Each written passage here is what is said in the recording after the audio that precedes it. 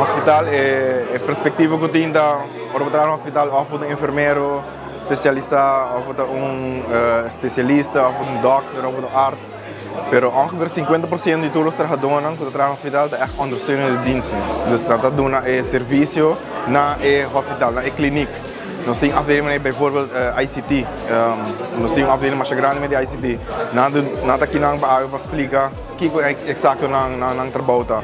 Para também doen moet je aluno que quer vai estudar algo tige achtergrond de oké, que eu não estudo para trabalhar dia no hospital. Nós temos afdelingen die bijvoorbeeld voedingsassistenten, diëtisten. Nada doen een explicação de que é comida necessária, alimentação com paciente, mister. Não somente paciente, mas em pueblo general. Nós temos afdeling grande de medisch elektronica, medisch techniek, não diamo.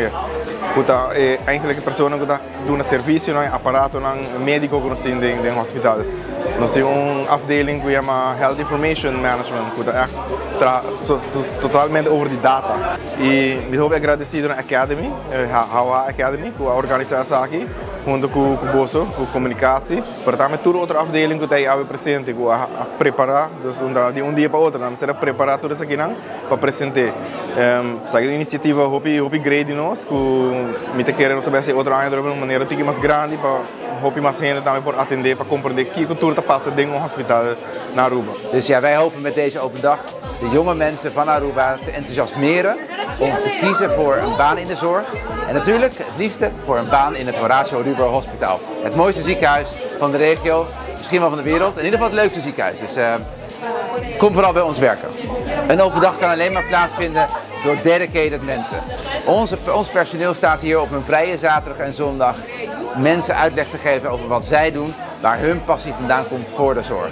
Ik wil dan ook iedereen bedanken, en met name ook de Hawa Academy, dat zij deze dag hebben georganiseerd en dat ze het mogelijk maken dat heel veel jonge mensen vandaag een hele mooie dag hebben en een kijkje krijgen in het mooiste ziekenhuis. Ik ken een neuroloog. Anto mahayang oportunidad para vir na open dag do hospital e mahayang hopi leuk para no taturhen na hayang oportunidad so aray aprecia hopi anto mabing anto minha hayang bonita experiência e hayang hopi informação que me pode usar para lo que me lo quer aportar no futuro.